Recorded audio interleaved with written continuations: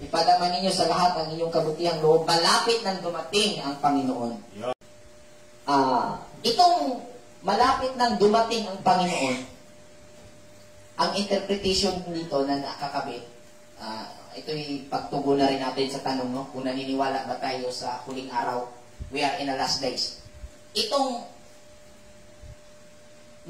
sabi na malapit nang dumating ang Panginoon, may nakakabit na interpretation na matatapos ang mundo. So, pagka sinabing mundo ang matatapos, at Biblia po ang ating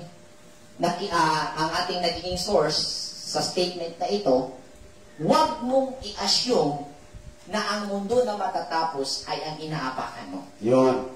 Tura community ay naniniwala we are in the last days, yes, pero hindi po katulad ng interpretasyon na nasa mga tao ngayon ang aming naintindihan. Dahil ang mundo na nasasabing nasa huling araw na para matatapos ito, ang mundo na tinutukoy dito ay hindi ang pisikal na mundo, Amen, kundi ang mundo na naging estado ng kaisipan, spiritually, kaisipan po ito na kung saan pag-unawa ito na nasa mga tao ngayon, sa buhay ng mga tao ngayon. Amen. Na kung saan sa Genesis chapter 1 verse 1 to 2, ang sinabi dyan nung sinimulang gawin ang mundo, hindi po yan ang mundo na lupa at ang mga bagay na yung makikita, kundi yan po ang pangunawa na namumuo sa sanggol na bata na isinisilang. Kaya pag sinabing mundo, brother, na matatapos at nasa huling mga araw na tayo, concept po ito ng pag-unawa na tinatangkilik ng nakararami. Sakto. So, hindi po matatapos ang mundo na pisikal, Amen, kundi ang konsepto na tinangkilik ng mga tao na siyang mundo na sinasabi sa Pedro na matatapos. Sa 2 Peter. Yung konsepto na pangunawa na nasa mga tao ngayon ang unti-unti nang nalalapit ang katapusan. Amen. Kasi nagsisimula na ang era ng spirituality. Sakto. Kaya ang pagdating ng Panginoon na sinasabi dito na kung saan mababasa rin sa Matthew, Brother Renz, hindi po ito si Jesus. Amen. Kasi ang sinabi po doon sa Matthew tungkol sa pagbabalik ng anak ng tao ay tumutukoy po ito sa bawat individual. Kasi pag tinanong, kailan babalik ang anak ng tao, wala daw nakakaalam. Maging ang anghel sa langit, walang nakakaalam. At ang interpretasyon ng Torah community kung ano itong anak ng tao, hindi ito si Jesus. Amen. Dahil kung anak ng tao, sino ka ba? Anak ka rin ng tao. Oo. Di ba? Sakto. At nung sinabi na ang tao ay hindi ba ganinyo alam, nung nagpapagaling si Jesus ng may karamdaman, sabi niya, hindi ba ganinyo alam na ang anak ng tao ay may kapangyarihan na magpapatawad ng kasalanan? Sabi nila, ang tao ito, Diyos lang ang makakapagpatawad. So, di ba ganinyo alam?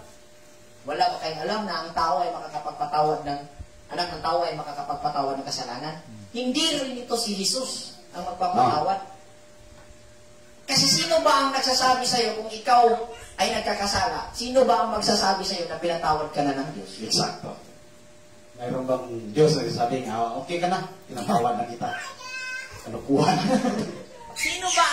Sino ba ang magpapatunay na pinatatawad ka na ng Diyos?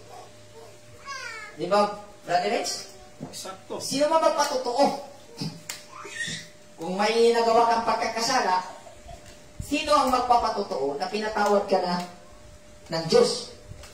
No? May istorya nga, Brother Rich, isang pastor, na-link ang kanyang sarili doon sa young people, sa youth. At nangyari na yung hindi kaya-ayang kaganapan between youth and pastor.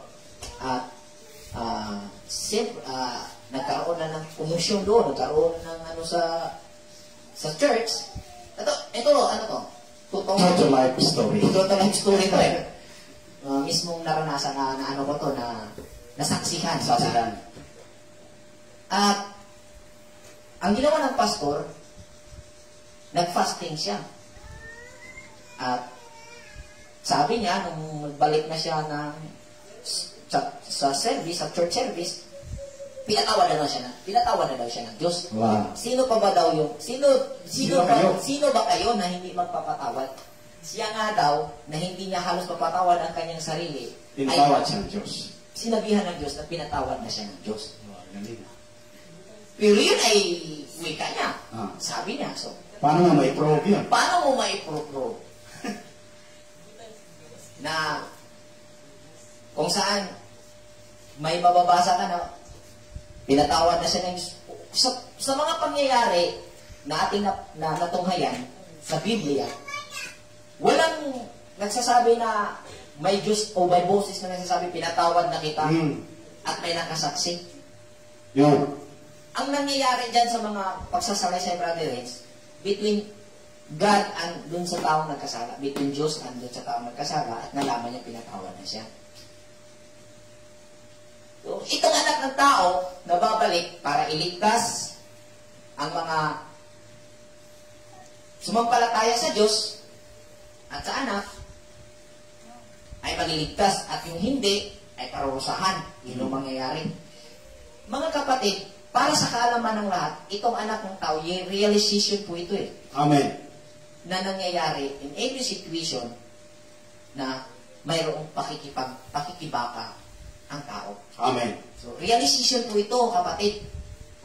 At itong concept na matatapos ang mundo, we are in the last days, ito yung matatapos na.